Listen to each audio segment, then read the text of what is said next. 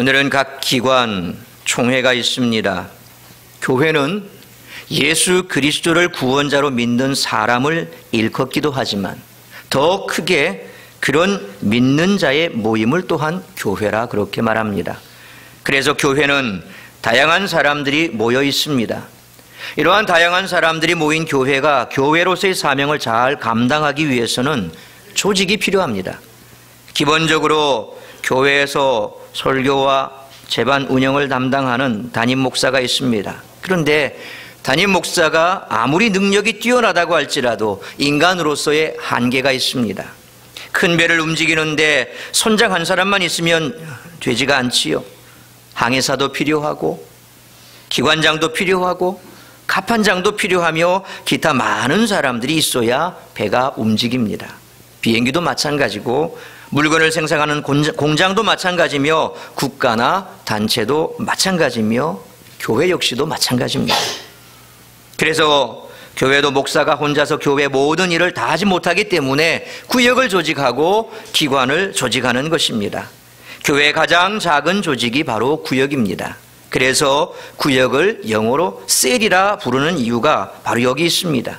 인간의 몸을 구성하는 세포와 같다는 의미에서 세포를 뜻하는 영어 셀이라는 용어를 사용하는 것입니다. 그렇기 때문에 구역의 책임자인 구역장과 총무는 자신의 구역 식구를 누구보다도 잘 알고 있어야 합니다. 뿐만 아니라 구역 식구들을 잘 챙길 수 있는 그런 마음 또한 가지고 있어야 됩니다. 목사가 아무리 열심으로 동분서주 뛰어다니고 성도들을 관리한다 하더라도 성도수가 늘어나게 되면 그 성도를 다 관리할 수 없습니다. 그래서 구역이라고 하는 조직을 만들어서 구역을 통해서 성도들의 믿음을 점검하기도 하고 또한 돌볼 수 있도록 만든 것이 교회 안에 가장 최소 단위인 구역이라고 하는 그런 조직입니다. 뿐만 아니라 연령별로 조직된 기관도 필요합니다. 구역 모임과 또 다른 차원의 조직이 기관입니다. 기관은 구역에서 할 수 없는 보다 큰 영역의 활동을 할 수가 있습니다. 가령 어떤 한 기관이 주축이 되어서 구제, 장학, 선교 사역을 할 수도 있습니다. 그리고 교회가 일일이 다 챙기기 어려운 기관 회원들의 귀중사에도 적극적으로 참여함으로 그래서 기관 회원들이 교회에 대한 애정과 소속감을 높이는 데 기여할 수가 있습니다.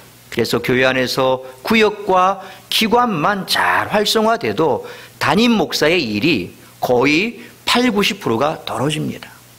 사실 교회에 있어서 목회자들이 가장 힘쓰는 것이 말씀입니다. 그 말씀 이상으로 힘든 것이 바로 이 성도들을 관리하는 겁니다. 아무리 말씀으로 잘 양육한다 하더라도 성도들끼리 의견이 맞지 않아서 다툼이 생겨버리면 그러면 그 교회에 분란이 생기고 그래서 교회를 떠나가는 일들이 비일비재하게 생깁니다. 제가 늘 말씀드립니다마는 어느 교회를 가나 목사님은 말씀을 열심히 잘 준비하십니다. 기도하면서 성도들의 영적인 양식을 잘 그렇게 준비해서 성도들에게 드립니다. 그런데 그 음식을 영적인 음식을 먹고 성도들이 잘 생활하는 가운데 자칫 잘못 성도들 사이에 불화가 생겨버리면 그것이 계기가 돼서 교회를 떠나가고 교회가 쪼개지는 일들이 참 많습니다. 그래서 목사가 일일이 다 챙겨볼 수 없다는 거죠.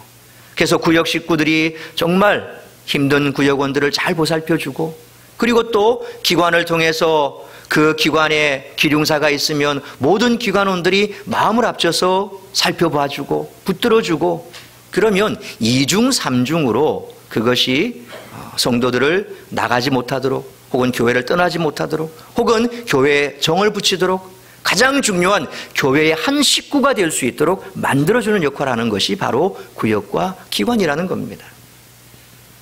그래서 교회에 오신 분들이 열심으로 말씀을 듣고 신앙 성장을 하기 위해서 애를 쓰는데 사실 한 주, 두 주, 석 주, 넉 주 뭐 이렇게 시간이 갈수록 말씀은 좋은데 혼자라고 하는 외로움을 느끼기 시작하면 있기가 힘듭니다.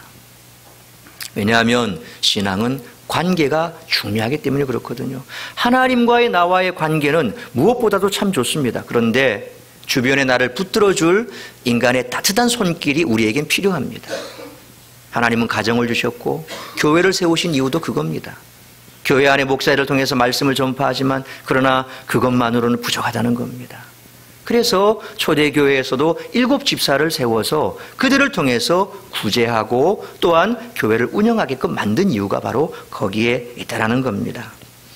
그래서 이처럼 중요한 기관의 의미가 지금까지 잘 전달되지 못한 것 같아 총회를 앞두고 잠시 설명을 드렸습니다.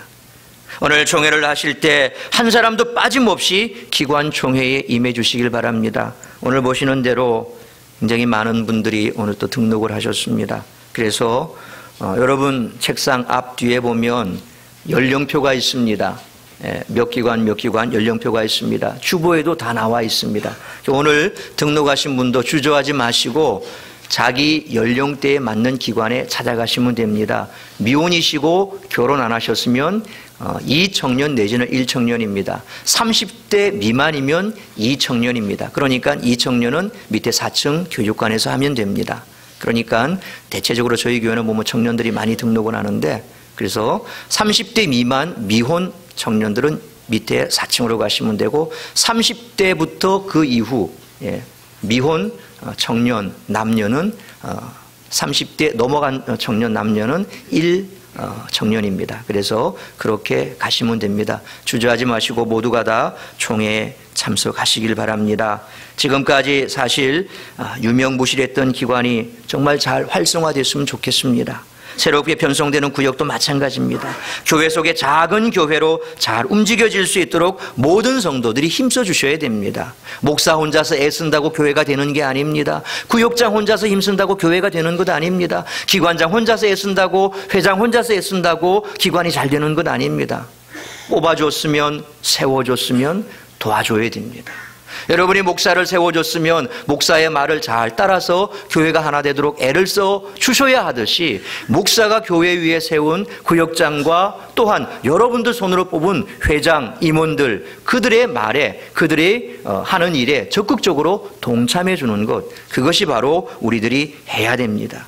임원을 선출해 놓고 뒷짐지고 참석하지 않는 것 구역을 편성하고 구역장을 세워놨는데 구역 모임에 참석하지 않는 것 그것은 한마디로 목사를 무시하는 태도고 주님의 몸된 교회를 무시하는 태도며 궁극적으로 하나님을 무시하는 태도인 줄 여러분 그렇게 깨달으시길 바랍니다.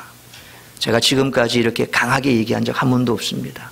이제는 교회가 점점 성도 숫자가 늘어나기 때문에 제가 참 미안스러운 것은 어느 정도 제가 파악한 성도들이 있습니다만 그렇지 못한 성도들 예를 들면 우리 청년들 제가 다 파악을 못하고 있거든요. 그러니까 참 미안스럽기도 하고 안타깝기도 합니다. 대면할 일이 별로 없으니까요. 그러나 그렇게 해서 여러분들이 정말 교회 애정 밖으로 밀려났다라고 생각이 들기 시작하면 교회 안에 정착하기가 힘듭니다. 그걸 어떻게 붙들어야 됩니까? 어떻게 우리가 사랑샘 가족이다, 사랑샘 한 가족이다라고 어떻게 느껴집니까? 구역에서 기관에서 애정을 이게 하나로 만들어줄 때 그래서 목사가 하지 못하는 애정을 느끼게 되고 그러면 교회도 더 부흥하고 성장되고 본인의 시장도 성장하게 된다는 겁니다. 그래서 다시 한번 간곡하게 부탁을 드립니다. 여러분들이 오늘 총회를 내서 임원을 세워뒀다면 매 달마다 모여지는 기관 원래회에 적극적으로 참여해 주십시오. 그리고 구역이 이제 다시 재편됐습니다.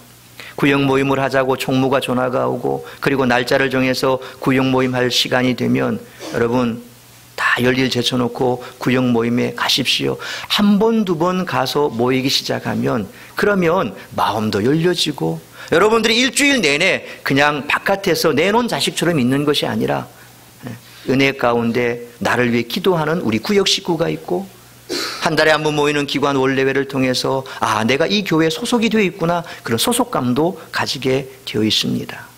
그래서 여러분들 오늘 임시회장 되시는 분들 대충 얼렁뚱땅 하지 마시고 잘 의논하셔서 임원들을 잘 세워주시길 바랍니다.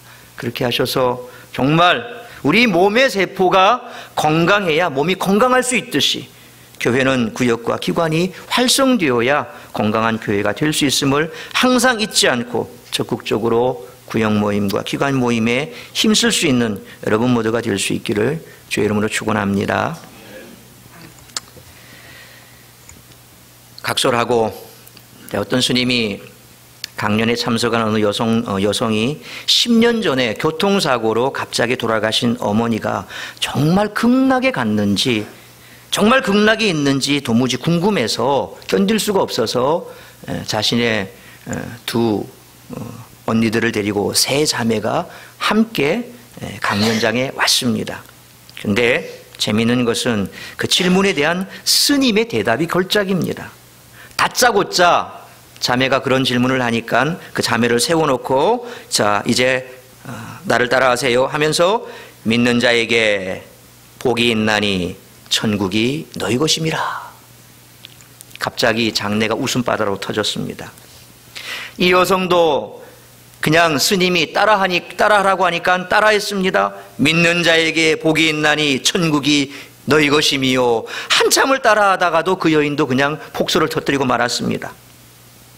그러면서 스님이 한다는 말이 답이 됐냐? 묻는 겁니다. 그러자 이 여신도가 아이 참 스님 그건 교회에서 하는 말이잖아요. 저는 절에 다니니까 스님이 하는 얘기를 듣고 싶어요. 그렇게 얘기를 하자 스님이 그러니까 스님이 지금 얘기하잖아. 목사가 얘기하는 게 아니라 스님이 얘기하잖아. 자 따라해. 믿는 자에게는 복이 있나니 천국이 너희 것임이라. 스님이 얘기하잖아. 이 목사가 얘기하는 게 아니라고. 스님이 얘기하는 거라고. 그렇게 야단을 치더랍니다. 그러면서 자기가 안 믿으니까 자꾸 머리가 아프고 그런 거지. 오늘부터 믿으시오. 그러면서 말을 끝내더랍니다. 한마디로 뭡니까? 믿으라는 겁니다. 예, 재미있는 동영상 함께 보시겠습니다.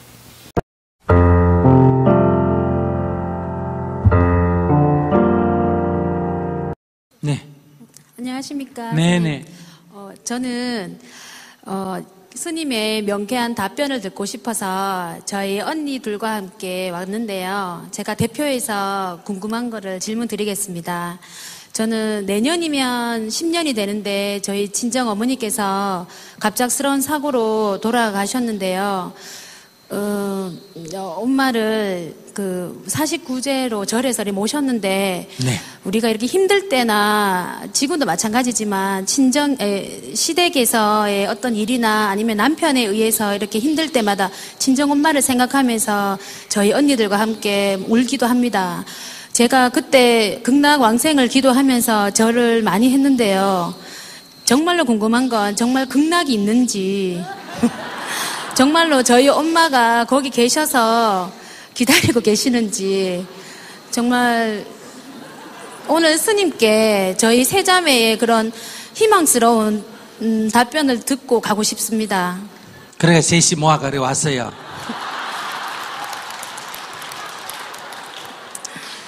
자, 네 하는 말 따라 하세요. 네. 믿는 자에게 복이 있나니 믿는 자에게 복이 있나니 믿는 자에게 복이 있나니 믿는 자에게 복이 있나니 천국이 너희 것이니라. 천국이 너희 것이니라. 믿는 자에게 복이 있나니 저에게 복이 있나니 천국이 너희 것이니라. 천국이 너희 것이니라. 예, 답이 됐어요? 안 됐어요? 근데 스님 그거는 교회에서 하시는 말씀 아니세요? 저는 절에 다니면서 이렇게 스님들이 하시는 그런 말씀을 듣고 싶었습니다. 아니 지금 스님이 얘기하잖아. 스님이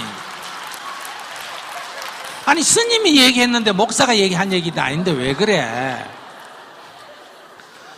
그러니까 믿는 자에게 복이 있나니 천국이 너희 것이니라. 이게 뭐예요? 극락이 있고 우리 어머니 극락에 갔다고 믿으면 누구한테 복이 된다? 자기한테 복이 된다. 그 얘기인데 이게 꼭 그렇게 해야 알아들어져요. 그러니까 네. 극락이 있는지 없는지 따지지 말고 돌아가셨잖아. 그죠? 네. 돌아가셨는데 어머니 지옥 갔을 거다. 그럼 마음 편해요? 안 편해요? 안 편하죠. 그 다음에 아무것도 없다 하면 흩어져 아무것도 없다 이러면 좀 허전해야 안 해요? 허전한데요. 그래. 예. 꿈에서도 안 들어봐. 나타나십니다. 어디 가셨는지. 우리 어머니 극락 가셨다. 극락은 여기보다 좋은데요, 나쁜데요? 좋은데. 예. 좋은데 가셨다 하니까 그런 데는 빨리빨리 가는 게 나아요? 안 가고 여기 있는 게 나아요? 빨리 가시는 게 나으시죠. 예. 근데 그 좋은 데 있으면 됐지. 자꾸 여기 오는 게 나아요? 그만 가만히 계시는 게 나아요? 근데 거기 계시는지 알 수가 없잖아요. 그래서 내가 앞에 뭐라 그랬어요? 아, 믿는 자에게 천국이 있나니. 알겠습니다. 믿는 자에게 복이 있나니. 자기가 안 믿으니까 지금 자꾸 저렇게 머리가 아픈 거요. 그러니까 믿으세요. 오늘부터 아시겠죠? 네, 감사합니다. 그러니까 네. 지옥에 갔다 이렇게 믿는 게 속 편하겠어요? 아닙니다. 아무 데도 못 가고 뭐 없어져 붙다 이게 속 믿겠어요? 아닙니다. 땅 속에 막 그 스키찬데 그 묻혀있다 이래야 속이 시원하겠어요? 어? 아닙니다. 좋은 데 가서 극락에 가서 즐거운 데 사신다 이러면 기분이 좋아요, 안 좋아요? 좋습니다. 그럼 자주 오는 게 좋아요, 안 오는 게 좋아요? 안 오시는 게 좋으시죠. 그렇지. 근데 왜 자꾸 꿈에 오라 그래? 알았죠?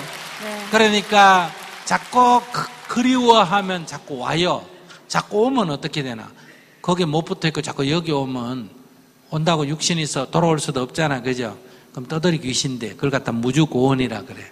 알았죠? 그럼 생각도 하지 말아야 됩니까? 생각이 나는 걸 어떻게 해?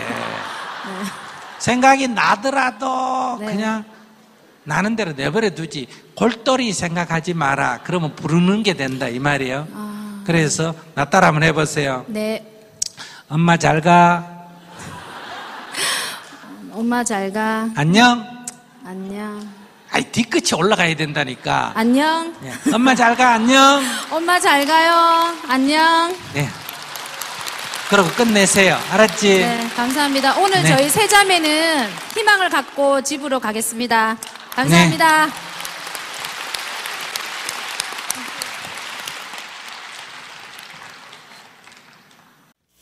참 예배 시간에 스님의 강연을 듣는다는 게 좀 뭐합니다만 어쨌든 간에 참 저도 이전에 한번 우리 조도현 집사님이 재밌다고 하면 저한테 보내주셔가지고 봤는데 배꼽을 잡고 웃었습니다. 그러면서 오늘 설교를 준비하면서 이 참 어느 종교나 믿음을 많이 강조합니다. 그런데 저걸 보면서 역시 기독교하고 많은 차이가 있구나. 그렇죠? 예. 뭐 극락이 있다. 뭐 그거 너무 생각하지 말고 그냥 믿어라 이거예요. 근데 우리는 확실히 믿죠. 예. 믿으면 천국, 믿지 않으면 지옥. 저들은 그냥 있다고 믿으라, 그냥 생각해라. 그래서 믿으면 복이 있다. 그것만 그렇게 강조하고, 그래서 너무 깊이 생각도 하지 말고 뭐 이런 얘기를 하고 있습니다. 한마디로 저들도 믿으라는 겁니다. 근데 우리는 믿는 우리는 어떻게 됩니까? 더 믿어야죠. 여러분, 세계적으로 유명한 건축물 가운데 하나, 이탈리아에 있는 피사의 사탑 아시지요? 참 건축물이 아름다워 유명해지기보다는 매년 그 건물이 기울여지기 때문에 더 유명합니다.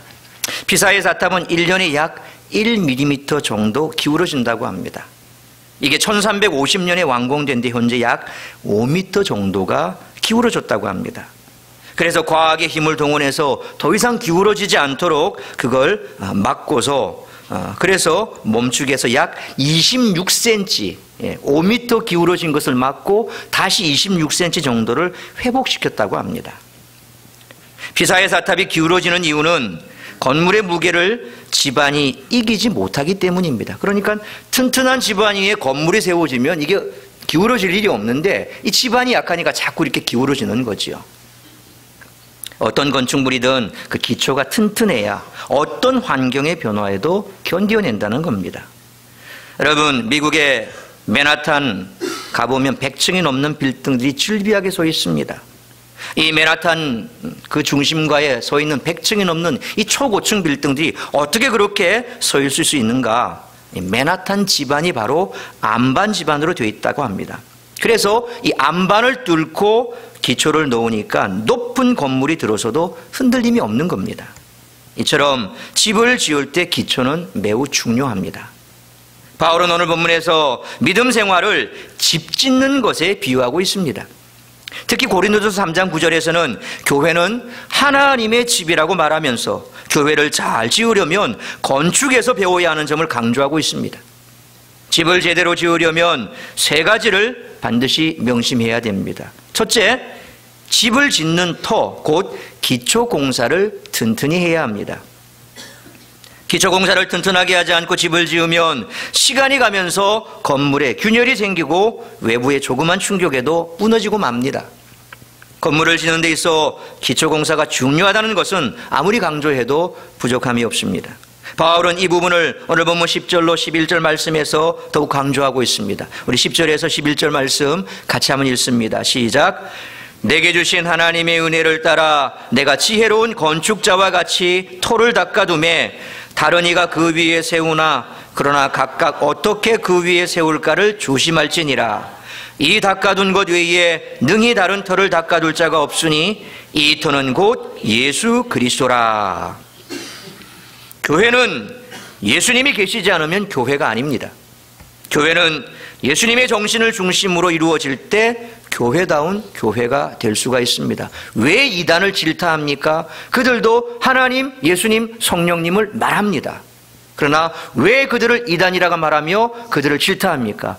예수 그리스도의 그 정신이 없기 때문에 그렇습니다. 그래서 그들은 기성교회에 들어와서 성도들을 빼갑니다. 교회를 넘어뜨립니다. 어느 성경에 그런 말씀이 있습니까? 그들은 그것을 추수라 얘기합니다. 과연 성경에 말하는 추수와 그들이 말하는 추수와 같습니까? 왜 멀쩡한 교회에 들어와서 성도들을 빼가면서 그 교회를 넘어뜨립니까? 그러니까 이단이죠. 이거는 예수님의 정신이 아니거든요. 성경에 없는 얘기를 해대기 시작합니다. 안상원 증인의 하나님의 교회. 안상홍이 죽고 나니까 어머니 하나님을 얘기하고 성경에 어머니 하나님이 어디 있습니까? 말도 안 되는 소리죠. 그러니 예수 정신이 없는 교회는 교회다울 수가 없습니다. 십자가를 세워놓고 예수님을 믿는다고 말하면서 예수님의 정신은 온데간데 없고 사람들의 주장과 생각이 판치는데 그것이 교회일 수가 없다는 겁니다. 바울은 교회를 섬기는 일꾼들에게 교회를 섬길 때 조심하라 그렇게 말합니다. 이 말은 교회를 섬길 때 말과 행동에 있어서 항상 신중하라는 말입니다. 말과 행동이 예수님 위에 세워지는 것인지 교회의 덕을 세우는 것인지 사람을 위한 것인지 생각하며 하라는 말입니다. 교회를 구성하고 있는 모든 성도들과 섬기는 일꾼들은 이것을 기억해야 합니다. 그래서 어떤 결정을 내리거나 혹은 어떤 일을 추진할 때 과연 이 일에 대하여 예수님이 기뻐하실까? 예수님이라면 어떻게 하실까? 그걸 한번 생각하라는 겁니다. 그래서 내 생각과 맞지 않다 할지라도 그것이 설령 지금 당장은 내가 옳다라고 느끼는 것이라고 할지라도 전체 교회 공동체에 해가 된다면 한 발짝 뒤로 물러나서 더 기도해 볼 필요가 있다는 겁니다. 우리의 믿음도 어느 터 위에 세워지고 있는지를 잘 돌아봐야 됩니다. 내 믿음을 사람과의 관계 위에 두면 사람에 의해서 항상 귀청거립니다. 이게 문제입니다. 정치도 문제죠. 특정 정당에 속해 있는 그 당원들 보면 모든 것이 이렇게 밝혀지고 있음에도 불구하고 끝까지 아니라고 그렇게 얘기를 합니다. 수십만의 사람들이 모여서 촛불을 들고 그것이 거짓이라고 얘기함에도 불구하고 그들을 거짓 말쟁이라고 종북 세력이라고 얘기합니다. 물론 판단은 개개인에 따라 다릅니다. 제가 이번 사태를 보면서 속으로 그런 생각을 했습니다. 아, 교회도 마찬가지다. 항상 중립을 지켜야 한다. 저는 개인적인 사적인 견해가 있습니다. 그러나 여러분들이 나름대로 가지고 있는 견해들이 제 생각과 상충될 수가 있습니다. 그래서 그런 부분에 있어서 조심해야 되겠다 하는 생각을 많이 느끼게 됩니다. 어쨌거나 사람을 따라가다 보면 결국 그 사람 때문에 좌지우지 됩니다. 교회 안에도 마찬가지입니다. 내가 원하는 사람, 나를 따르는 사람, 그런 사람을 내 뒤에 줄 세워버리면 결국 교회는 당이 지어집니다. 파당이 생기는 겁니다. 당 짓지 말라 그랬습니다. 당 짓는 것도 살인에 해당한다 그랬습니다. 주의 몸을 찢는 행위라 그랬습니다. 사람을 쫓아가지 마십시오. 사람을 세우려고 하지 마십시오. 사람을 가지고 뭔가 모임을 만들려고 하지 마십시오. 사람과의 관계 때문에 교회가 휘청거릴 수 있습니다. 단순한 즐거움과 성공을 위해 그렇게 가치를 두며 쉽게 실망합니다. 그래서 교회 안에 어떤 목적을 가지고 교회에 등록하는 그런 분들, 뭔가 교회 가면 재밌거리가 있을 것이라고 생각하고 그렇게 시작을 하면 오래가지 못한다는 겁니다. 실망하게 됩니다. 명예와 직분 중심 위에 두면 그 믿음 또한 오래가지 못합니다. 교회에서 마치 뭔가 집사에서 그리고 안수집사에서 장로가 되는 것이 마치 군대에서 2등병, 1등병, 상병, 병장 그렇게 계급장 달듯이 그렇게 생각하는 것 굉장히 위험합니다. 직분이 달라질수록 그 직분에 해당되는 책임도 커진다는 겁니다. 왜 지금 대통령이 욕을 먹습니까? 자기가 맡아 있는 이 한국, 이 대한민국, 이 나라 최고 통수권자 아닙니까? 자기는 잘못 없다고 얘기합니다. 적어도 정직한 사람 같으면 그 부분에 내가 책임을 통감한다. 내가 제대로 하지 못했다. 근데 뭐라고 얘기합니까? 그들의 죽음은 애도하지만 나와는 상관없다. 책임자는 책임질 줄 알아야 됩니다. 청문회 나온 사람들이 뭐라고 얘기합니까? 나는 모른다. 나와는 상관없다. 누가 책임집니까? 결과는 나와 있습니다. 그 결과에 대해서 누구 하나 책임지겠다는 사람이 아무도 없습니다. 안타까운 일입니다. 직분도 그런 겁니다. 직분의 높낮이는 없습니다. 직분이 달라집니다. 달라지는 만큼 내가 해야 할 일도 달라진다는 겁니다. 그래서 항상 교회 안에서도 직분을 중심에 두면 믿음이 오래가지 못합니다. 그래서 투표하고 나면 시험 들어서 교회를 옮겨버리는 이유가, 비일비재한 이유가 뭡니까? 직분에 내 믿음을 뒀기 때문에 그렇습니다. 이 모든 것은 사람에 따라, 환경에 따라, 내 감정에 따라 쉽게 변하기 때문입니다. 현재 미랄복지재단 희망사업본부장으로 활동하시는 김혜영 선교사를 소개합니다. 딸로 태어났다는 이유로 3일 만에 아버지한테 던져져서 척추 손상을 입어서 키가 134cm밖에 안 됩니다. 그 이후 아버지는 자살했습니다. 어머니는 우울증을 앓았습니다. 엮이는 가정의 경제적 빈곤으로 초등학교밖에 졸업하지 못했습니다. 어머니의 잦은 폭력에 결국 이 김혜영 선교사는 가출하기를 합니다. 14살 때부터 월급 3만 원에 남의 집 파출부 생활을 합니다. 식모살이 합니다. 근데 그런 중에 우연히 무료 직업 훈련생을 모집한다는 신문 광고를 보고 그곳에서 양재, 편물, 자수, 미용 이런 6개월 과정으로 하루 14시간씩 일하면서 거기에 자기가 편물이라고 하는 기술을 익히기 시작합니다. 더불어서 신앙을 가진 선생님을 통해서 그는 예수님을 영접하게 됩니다. 어느 날 교회 십자가 앞에서 그녀는 눈물로 밤을 지새우며 이렇게 기도했습니다. 예수님, 제가 드릴 것이라고는 마음 하나밖에 없습니다. 이 마음을 드리니 받아주시기 바랍니다. 그녀는 그렇게 십자가 앞에서 눈물을 흘리며 기도했습니다. 하나님은 이 기도를 받으시고 그녀의 마음에 이런 응답을 주셨습니다. 얘야, 내가 너를 용서하고 사랑하고 믿는단다. 내가 너의 친구란다. 죄와 절망의 그 인생이 구원의 하나님으로 인해서 회복되는 순간을 그녀는 경험했습니다. 이후로부터 하나님께서 역사하기 시작했습니다. 1985년 콜롬비아 세계 장애인 기능 경연 대회에서 기계 편물 부문에서 세계 1위를 차지하고 명실공히 이 분야에서 세계 최고가 됩니다. 만 19세 때는 전국 대회 금메달 2개, 세계 대회 금메달 1개를 땄고 중고등학교 검정고시에 합격했고 산업훈장도 받습니다. 이 놀라운 기적은 하나님만 믿고 의지하고 나간 결과였다고 고백합니다. 1990년 아프리카 보츠와나에 신설된 굿호프 직업학교 편물교사로 14년간 자원봉사했으며 2010년 5월 콜롬비아 대학교 국제사회복지대학원에서 석사학위를 받았습니다. 이제 그녀는 배운 것을 다른 이들과 나누겠다는 목표를 세우고 국제사회복지사로 활동하고 있습니다. 남부아시아의 부탄에 직업학교를 설립해 편물기술뿐만 아니라 꿈과 희망과 열정을 나눠주겠다는 목표도 세웠습니다. 현재 아프리카 55개국의 지역과 아이들을 위해서 또한 활발히 구호사업도 펼치고 있습니다. 그녀는 이렇게 고백합니다. 내 인생의 불어온 세찬 바람 속에서 하나님은 나를 만나주셨다. 예수님이 친구가 되어주셨다. 큰 바람막이가 되어주셨다. 세상의 거칠고 치열한 바람이 부드러운 바람으로 바뀌었다. 세월이 지나면서 그 바람은 성령의 바람으로 바뀌었다.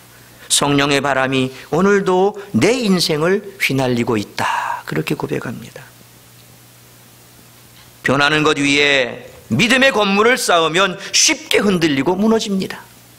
하나님의 말씀에서 벗어나 세상의 부귀영화를 쫓았던 솔로몬 왕이 죽음 앞에서 헛되고 헛되며 헛되고 헛되니 모든 것이 헛되도라라고 외친 것은 그 기초가 잘못 놓였기 때문입니다. 그는 전도서 결론에서 청년들아 창조주 하나님을 기억하라 그렇게 외쳤습니다. 전도서의 마지막 절에서 하나님은 모든 행위와 모든 은밀한 일을 선악간에 심판하신다고 말씀하고 있습니다. 세상에 감당할 수 없는 믿음은 세상의 가치가 아닌 예수 그리스도 그 위에 확실하게 기초를 둔 믿음인 줄 믿으시길 바랍니다. 그와 같은 믿음이 우리의 믿음이 되기를 축원합니다. 두 번째로 좋은 건물을 짓기 위해서는 좋은 건축 자재를 사용해야 한다는 겁니다. 틀을 아무리 잘 다졌어도 나쁜 건축 자재를 사용해 부실하게 집을 지으면 비가 새고 겨울에는 춥고 여름에는 덥고 시간이 지나면 곳곳에 균열이 생기기 시작합니다. 그래서 바울은 집을 지을 때는 좋은 자재를 사용하라 그렇게 말하고 있습니다. 우리 12절 말씀 같이 한번 읽습니다. 시작. 만일 누구든지 금이나 은이나 보석이나 나무나 풀이나 지푸로 이 토 위에 세우면, 바울은 집을 짓는 자재를 두 종류로 구분합니다. 금, 은, 보석, 그리고 나무, 풀, 지푸라기, 그렇게 두 종류로 구분합니다. 좋은 집을 짓고 싶어하는 사람은 자재 하나하나를 선택하는데 깊은 관심을 기울입니다. 정성을 다합니다. 그래야 건물이 튼튼하고 조화롭습니다. 건축 자재를 되는 대로 선택해서 이것저것 그냥 짜집게 하는 식으로 건물이 아름다울 수가 없고 튼튼할 수가 없습니다. 교회 공동체를 더 건강하게 세우기 위해서는 어렵고 힘든 일이지만 매 순간마다 최선의 것을 선택해야 합니다. 지금 편하고 쉽다고 해서 좋은 것은 아닙니다. 도리어 지금 당장 좋고 편해도 얼마 가지 못하고 나중에 문제가 생기고 무너지게 됩니다. 예수님께서 산상수훈의 설교를 하신 후에 결론을 맺으시면서 마태복음 7장 24절에 이렇게 말씀하셨습니다. 우리 마태복음 7장 24절 같이 읽습니다. 시작. 그러므로 누구든지 나의 이 말을 듣고 행하는 자는 그 집을 반석 위에 지은 지혜로운 사람 같으리니. 교회는 사람을 기쁘게 하기보다 하나님을 기쁘게 해야 합니다. 교회는 하나님의 말씀에 순종하며 살아야 하는데 하나님의 말씀에 순종한다며 산다는 것이 쉽지가 않습니다. 어렵습니다. 그렇기 때문에 힘든 길로 가지 말고 쉽고 편한 길로 가라고 세상은 우리를 유혹합니다. 교회를 지을 때 나무와 풀과 지푸라기로 지으면 대충 지어도 됩니다. 그러나 금과 은과 보석으로 지으려면 더 관심을 가지고 힘이 든다는 사실입니다. 교회를 할 때도 사람 중심으로 좋은 게 좋은 것이라고 말하며 쉽게 넘어갈 수 있습니다. 그러나 시간이 지나면 그것은 진정한 교회의 모습을 이룰 수가 없습니다. 우리의 신앙생활도 마찬가지입니다. 우리의 믿음의 집을 지을 때 어떤 믿음의 자세를 가지고 얼마만큼 헌신적이고 열심을 가지고 임하느냐에 따라 달라진다는 겁니다. 좋은 습관 하나 만들려고 해도 오랜 시간 동안 반복하며 훈련해야 합니다. 여러분은 식사 습관, 너무 빨리 하는 식사 습관을 고치려고 해도 그게 잘 되지 않는다고 고민합니다. 같이 식사 자리에 앉습니다. 숟가락을 들었습니다. 상대방은 한 서너 숟가락 뜨는데 자기는 벌써 밥그릇이 다 비어 있습니다. 그러니까 이걸 이렇게 하면 안 되는데 고쳐야 되는데 그러면서도 그거 하나 고치기가 쉽지가 않습니다. 하물며 보이지 않는 믿음의 좋은 습관을 만들기 위해서는 그것보다 더 많은 노력과 훈련이 필요하다는 겁니다. 그런 노력과 훈련이 없이 좋은 믿음이 된다는 것은 불가능한 일입니다. 수익의 50%를 기부한 기부왕 폴 마이어, 몇 주 전에 제가 말씀드렸죠. 이 폴 마이어는 보험 세일즈 왕, 성공 동기 연구소 설립자이고 저술가, 강연가, 사업가로 큰 성공을 거둔 사람입니다. 그는 가난한 독일 이민자 가정 출신으로 8살 때부터 일하기 시작했습니다. 집안 사정 때문에 대학을 그만두고 보험회사에 취업에 도전했는데 무려 면접에서 57번이나 떨어졌고 58번째 간신히 입사한 회사에서도 3주 만에 해고되고 맙니다. 59번의 도전 끝에 간신히 생명보험 세일즈를 시작하게 됐습니다. 그러나 폴은 이 분야에서 놀라운 성공을 거두어서 불과 27살에 백만장자가 됩니다. 그러나 사기를 당해서 큰 피해를 입게 됐습니다. 자신도 사기를 당한 입장이기 때문에 법적으로 책임질 필요가 없었지만 그는 자신이 고용한 사원들과 고객들을 끝까지 책임지기로 결심했습니다.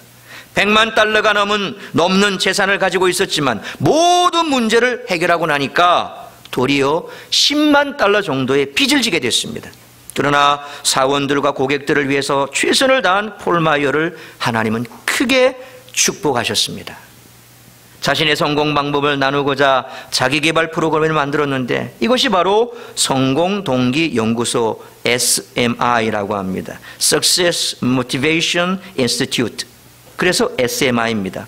그는 이 성공동기연구소를 설립으로 이어졌고 자기개발 프로그램의 선구자가 되어서 큰 부자가 됩니다. 그 외에도 교육, 컴퓨터 소프트웨어, 금융, 부동산, 인쇄, 제조, 항공 등 40개가 넘는 회사를 운영하게 되고 책과 기록물도 엄청난 수입을 올리는 거부가 됐습니다. 하지만 독실한 크리스찬인 그는 청지기적 삶을 살고자 그의 수익의 50%를 선한 사업에 기부했습니다. 그는 선한 청지기의 8가지 기본 정신을 논했는데 그중 몇 가지를 보면 우선적으로 11조를 드려라. 끊임없이 주는 사람이 되라. 하나님께 순종하고 하나님을 신뢰하라. 이와 같은 기독교적 가치관에 근거한 정신을 강조합니다. 자신의 인생 목표를 가능한 한 많은 사람을 위해 가능한 한 많은 방법으로 가능한 한 오랫동안 가능한 한 많은 선행을 행하는 것이라고 말하는 이 폴 마이어는 평생을 선한 청지기의 정신을 가지고 봉사와 나눔의 삶을 실천했던 사람입니다. 그는 다음과 같이 믿음을 고백합니다. 나는 그저 사람들이 받는 것을 잊어버리고 마냥 주고 또 주고만 했으면 좋겠다. 사람들이 평화와 행복을 누릴 수 있는 길은 그것뿐이에요. 그것이 내가 평생을 바쳐 한 일입니다. 나의 전체 목표 프로그램에는 영적인 기초가 있습니다. 나와 예수 그리스도의 관계, 그리고 하나님께 대한 나의 복종의 근거를 두고 있지요. 나는 하나님을 위해 최선을 다한 사람으로 죽고 싶습니다. 나는 주님의 하인 예수 그리스도의 종이 되고 싶습니다. 우리 모두가 이와 같은 선한 청지기로서의 삶을 사셔서 더 많은 축복을 누릴 뿐만 아니라 더 많은 복을 이 땅 가운데 나누실 수 있는 여러분 되시기를 축원합니다.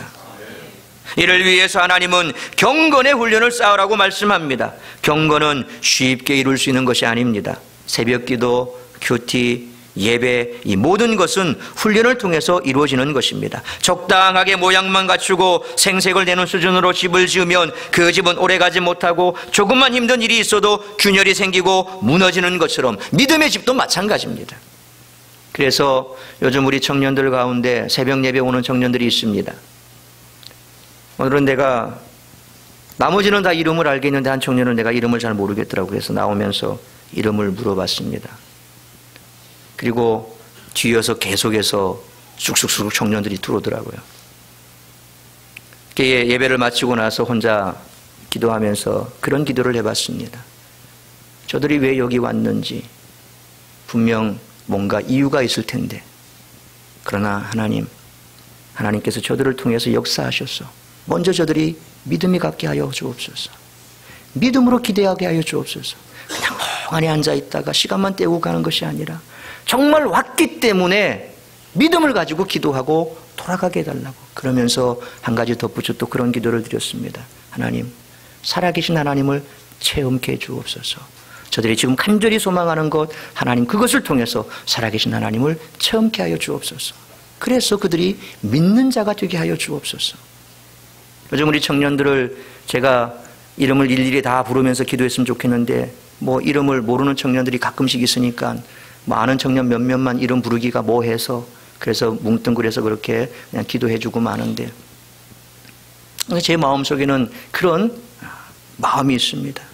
그래서 새벽에 나왔다면 정말 믿음을 가지고 기도하고 돌아감으로 하나님의 역사를 체험하고 그래서 정말 이와 같은 경건의 훈련을 통해서 믿는 자가 되고 그리고 하나님의 역사에 크게 쓰임받는 그런 일꾼이 된다면 얼마나 좋겠습니까? 여러분, 좋은 건물은 그냥 아무거나 짓지 않습니다. 좋은 자재를 사용하고 때가 되면 곳곳을 점검하고 수리할 때 그 건물은 튼튼하게 유지가 될 수 있습니다.